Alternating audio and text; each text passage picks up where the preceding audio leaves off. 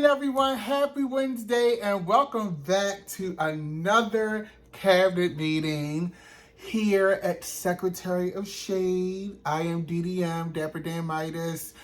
If you're just joining the channel, or if you don't already know, make sure you hit that bell and subscribe. Make sure you're following us. Leave your comments down in the comment box. We've got another slobber knocker. Once again, this show is sponsored by CARE. Make sure you follow them on social media at CARE for Equity. And today's meeting is what I like to call, I laugh to keep from crying. Because what else are you gonna do? Okay, so starting off, let's start with something interesting, okay? Tucker Carlson, okay? You may have watched Fox News. Even if you haven't, I'm sure you've heard of Tucker Carlson, okay? Tucker Carlson actually got let go from Fox News. He's no longer there because he cost them a lot of fucking money, okay? Even Fox News admitted that, his program, which is on a news channel, did not report real news, and that it was mostly opinion-based with no real factual backup on a news channel. But anyway, this fool is going to Russia. Well, he's already in Russia because he's going to interview Vladimir Putin. Okay? That's what he's saying on X. Okay? He's going to interview Vladdy. Now, here's the thing. Because I'm going to read, I got the article. Here's the thing. Vladimir Putin is notorious for detaining a bitch. He's notorious for detaining journalists. I guess Tucker Carlson really doesn't have anything to worry about because then he would have to be a journalist. But nevertheless, bitch, you are an American working in news media, allegedly. And you going to interview Vladdy? So let's get into this. So, Putin interview, this is from the Washington Post. Putin interview with Tucker Carlson shows Kremlin outreach to Trump's GOP. As Russian state television propagandists salivated over Tucker Carlson's interview with President Vladimir Putin, the first of Carlson's falsehoods about his visit to Moscow was punctured, fittingly enough, by Kremlin spokesman Dmitry Peskov, who presumably helped arrange the whole strange venture. So he got the interview, bitch. Okay? But the Kremlin was like, wait a minute, bitch. It's a few discrepancies. Now, how are you going to interview Vladimir Putin? They give you the interview from what this is saying. And now they got to say, now, wait a minute, bitch, you lied a little bit. Okay? Carlson, the conservative former Fox News host with a history of airing bogus news, claimed falsely that prominent U.S. newspapers and television outlets had refused to interview Putin since his invasion of Ukraine and were ignoring Russia's perspective. Carlson labeled Western media as corrupt and accused them of lies on Tuesday in a video confirming that he was in Moscow for a Q&A with the president. Now, and this was on a news cycle yesterday. Tucker Carlson is claiming that nobody's wanted to interview Vladimir Putin. He's claiming that no U.S. outlet has requested an interview. He's the only one. He's the first one. He's one of one. He's the only one, to quote Beyonce. Okay? However, the Kremlin, see, this is what happens when you work with a snake. The Kremlin said, Mr. Carlson is wrong, and that's in quotes, bitch. Dmitry Peskov said during his daily briefing for reporters, we received many requests for interviews with the president. Now, bitch, how? Whatever. Peskov conceded that the Kremlin routinely blocked media interview requests from large Western outlets, but he said it gave Carlson the nod because his position is different from the major, in quotes, Anglo-Saxon media. So, Tucker Carlson, you're going to interview, a dictator. If you're going to interview a dictator, bitch, make sure you have your facts. And see, here's the thing. The fact that they're saying this, they're saying, oh no, what he's saying is wrong, kills whatever credibility he may have left, in my opinion. But also it shows that this government, this administration in Russia ain't got no picks, bitch. So while you thinking that they're your friends, bitch, they really not. Now, they did say that his position was different. But that just means, oh, bitch, he says things that we would like for him to say on American television. So we'll go ahead and give him an interview because he's going to further push our policies, propaganda, how we feel, our point of view. But in the same breath, they're like, but by the way, he's a liar.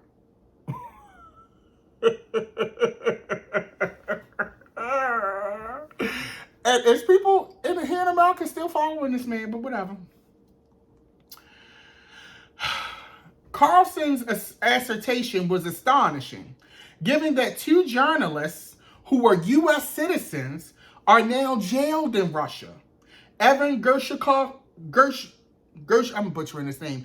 Evan Gershkovich of the Wall Street Journal, who was accused of espionage and seized by Federal Security Service agents last year during a reporting trip to Yekaterinburg, and Alsu Kermasheva of Radio Free Europe, Radio Liberty, who has dual U.S. and Russian citizenship, and who was arrested in October while visiting Russia from Prague, where she had been living.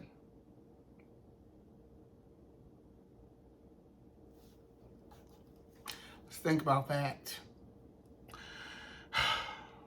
The Kremlin's decision to allow the interview demonstrated Putin's interest in building bridges to the disruptive MAGA element of the Republican Party, and it seemed to reflect the Kremlin's hope that Donald Trump would return to the presidency and that Republicans would continue to block U.S. military aid to Ukraine. Halting aid from the United States, which is Ukraine's biggest Western supporter, could provide Russia with the path to victory in a nearly 2-year war. Although the war is largely at a stalemate, Ukraine is facing critical shortages of soldiers, ammunition, and weapons as it battles a much larger and better equipped Russian force.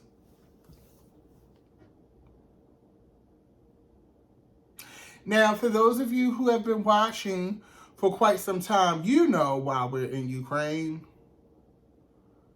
You know the theory and why all of this is going on.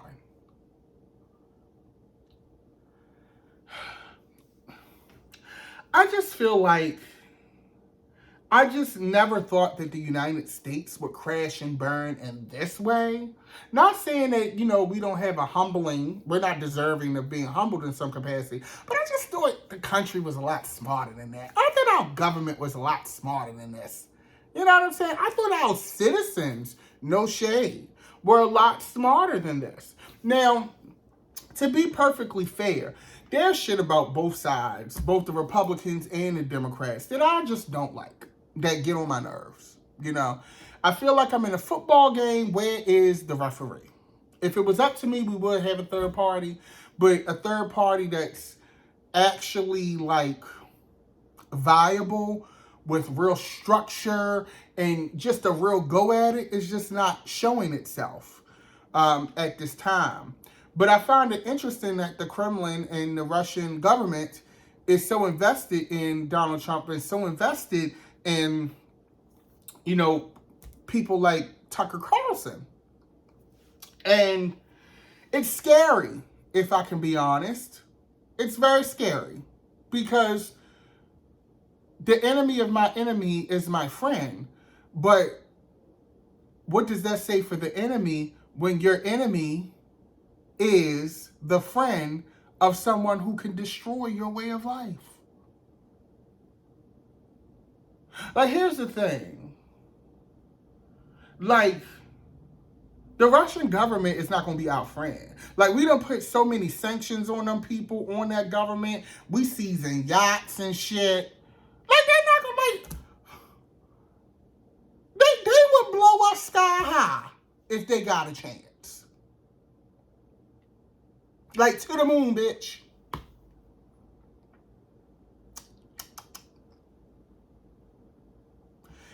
And here we are.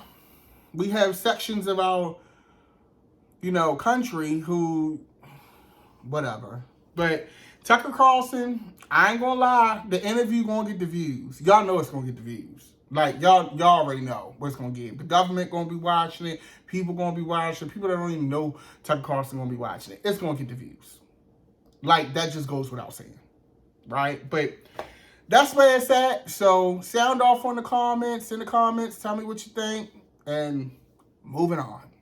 So, next order of business. Now, remember, we talked about the Alaska Airlines flight that the door blew off of in midair, bitch.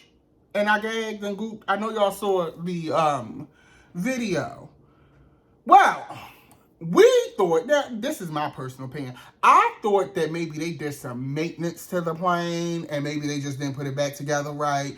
Or, something had fell off due to wear and tear and they didn't inspect it before it had flew. Child, come to find out, the shit wasn't put together right when it left the factory. This is the equivalent of when you buy one of those couches from Value City or IKEA and like one of the screws missing. So you got to kind of like shift everything to kind of make it even. It's still going to have a slight wobble, but you only paid $50 for it. So it's like, fuck it. That's kind of like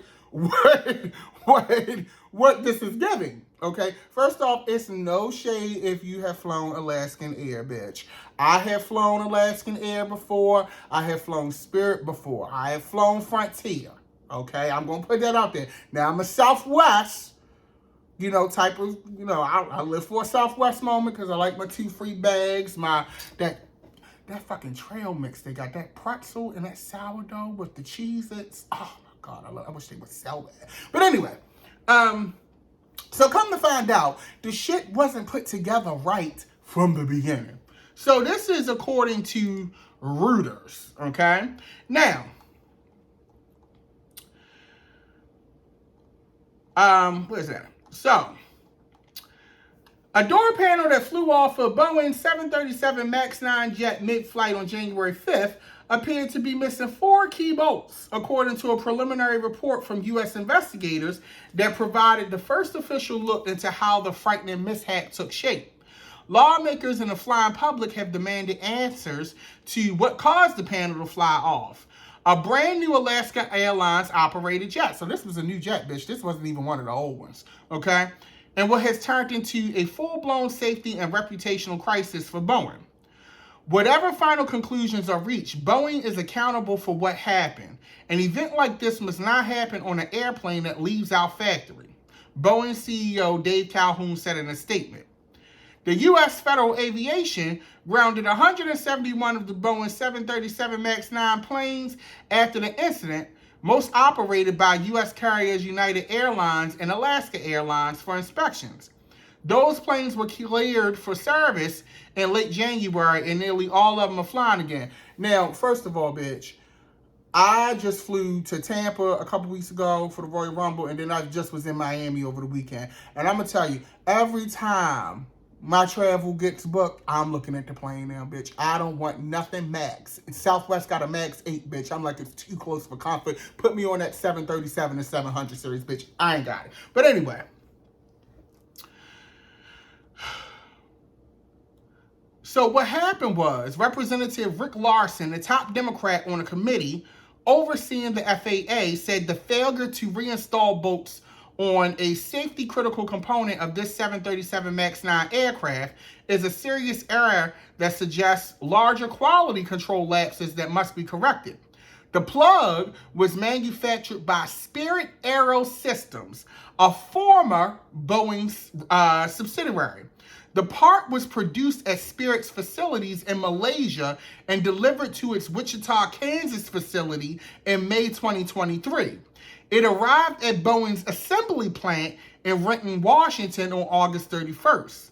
The report shows the panel had to be removed at Boeing's factory before being reinstalled. The initial findings released on Tuesday include photo evidence the bolts required to hold the plug in place appeared to be missing. So they got photos, niece.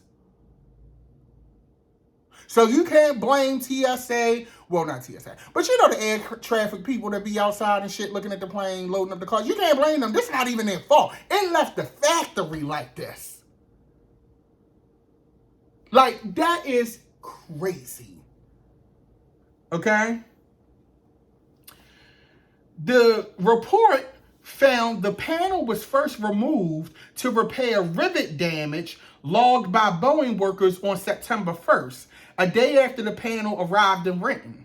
Investigators are still trying to determine what documentation was used to authorize the opening and closing of the plug during the rivet repair. The report raises questions about who initially installed the bolts and why the doors opening at Renton to correct the rivets was not properly documented. So the question goes, when was the last time those bolts were installed? Did Spirit not install them? And then when Boeing opened it, the guys didn't realize that they didn't have the bolts? Or did Boeing not install them? That's something that they don't have an answer to. So it's really a case of, you lost the bolts. No, you lost the bolts. No, I think I didn't lose the bolts. But my thing is this, because when I first read this article initially, I was like, oh, bitch, that's what we get. We contracted all this work overseas, bitch, and they just throwing this shit together. Listen, you can't even really blame us on the Malaysian people, because it's like y'all opened the whole panel, bitch. So even if the people that started putting the plane together, the subcontracting company, Spirit, missed that, y'all still opened up this panel and looked at it at the actual Boeing plant. So this still falls on Boeing because you actually accessed this, you looked at it, and y'all missed it. Now, I don't know how much these factory workers at Boeing get paid. I don't know what their working conditions are like. I don't know what any of that. But I will say this. Y'all need to be paying them people whatever they need to be paid to make sure this shit is together. Y'all need to be having whatever working conditions are needed to make sure that this shit is together. Because this is A, embarrassing to Boeing. Okay? And B, as a flyer, I am trying to figure out how this works. And I'm not, every time I got on the plane the last 2-3 weeks. And I always say a prayer when I fly. But it's just so uneasy now. And I got anxiety, and then seeing this shit, child, I was all over the place.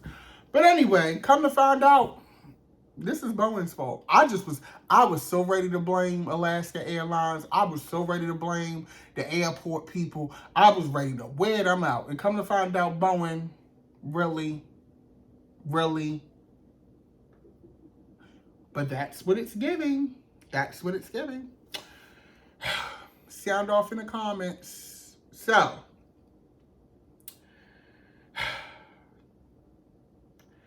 this one is no surprise. So, that whole impeachment of the the Secretary of the Department of Homeland Security, right? They was trying to impeach Mayorkas. Well, that failed. So the impeachment did not go through, which was embarrassing for that new Speaker of the House, Mike Johnson. And also, too, was embarrassing to Republicans because it's like y'all can't govern. Like, when we look at, and here's the thing. When we look at everything from them firing the first speaker after only 8 months. They got this new speaker who's not experienced. You're letting a small sector of your party really run your entire party, and they can't get nothing done. And not only did the impeachment fail, which was embarrassing, and then it failed because a couple Republicans actually crossed the aisle with the Democrats and voted not to impeach that man. But also, too, you had this bipartisan border bill that also would have provided aid to, I think, Israel and Ukraine as well. But according to experts, the bill was probably one of the most conservative bills for border control, like, in a while. Like, super conservative. And it was basically tanked because, you know, you had your sector of Republicans who were stumping for Donald Trump. And since Donald Trump said, you know, hey, this don't approve that bill, don't pass it. Not because the bill isn't a good bill, or not because the bill doesn't have things in it that actually are productive. It's because the border issue is a big, big, big campaign linchpin for the Trump administration. If they get a border bill through that addresses a lot of the issues that's actually decent and works, then you can't really use that in your campaign anymore. So what they're doing is they're basically playing games with our homeland security. They're playing games with our allies. Like, it's just like, it's so sad.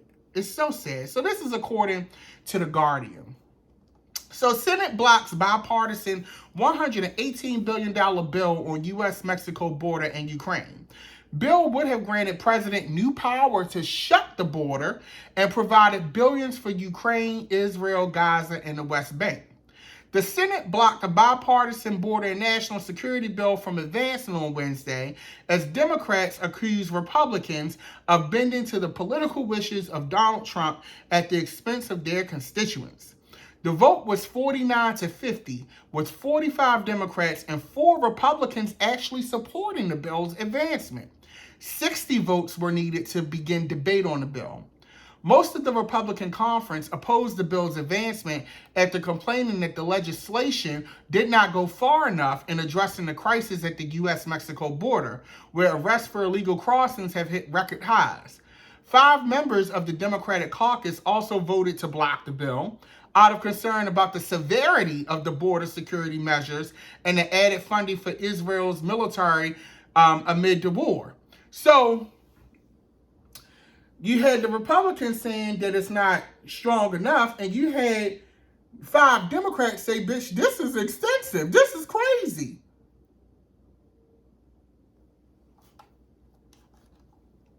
The Senate Majority Leader, Chuck Schumer of New York, initially voted for the bill's advancement, but then changed his vote, a procedural maneuver that would allow the chamber to revisit the proposal in the future. So he did that to play politics, and it was strategic.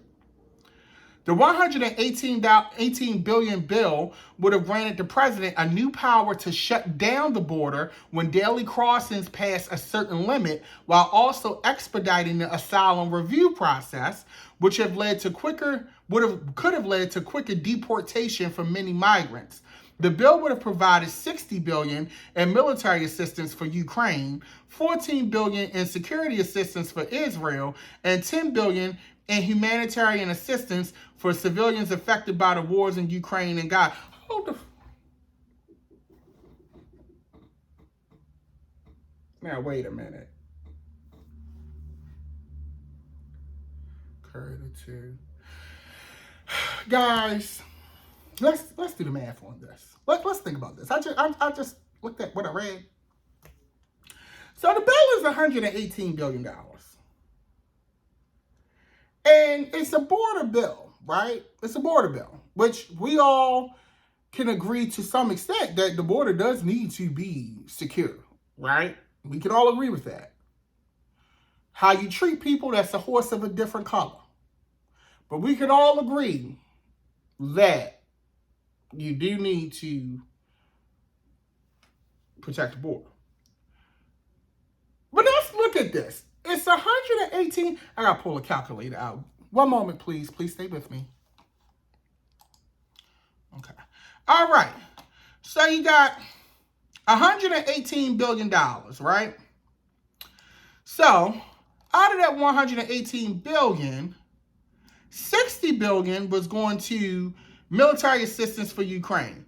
So let's subtract the 60 for the military assistance. That leaves you with $58 billion, okay? Out of that $58 billion, $14 billion in security assistance for Israel, okay? So let's take out $14 billion. So, carry the 1 minus the 4. That leaves you with $44 billion, okay? Now, out of that $44 billion that's left, $10 billion is going to humanitarian assistance for civilians affected by wars in Ukraine, Gaza, and the West Bank. So let's subtract another $10 billion. So that means out of $118 billion of taxpayer money, only $34 billion is going to actually protecting our country and borders here. I don't know, y'all. Like, when I do the math ain't mathing. And, I'm 100% honest. I always tell you, do your own research. I'm not an expert. I'm just like you. We're going through this together. But 118 billion and only 34, that when I do this math, only 34 billion is actually going to our bill. Most of it is going to other countries. I don't know how I feel about that, to be honest. I don't know. Here's the thing. I don't like the methods. I don't like how it's done. But am I? I mean, 34 billion is better than nothing. But am I necessarily mad that they blocked this bill? Oh, this is ugly. This is ugly. What do y'all think? I really want to know what y'all think. Y'all send off in the, because the math ain't mathing. And when I do the math and I look at it,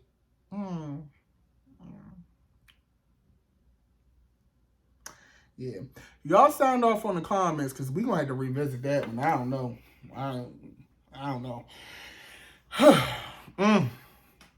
But positive story. So let's talk shop here. So, since we have relaunched and we've started our new season, we always highlight a positive story. Okay.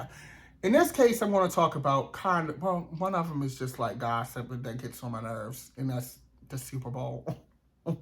Yes, I'm a Baltimore Raven. Okay.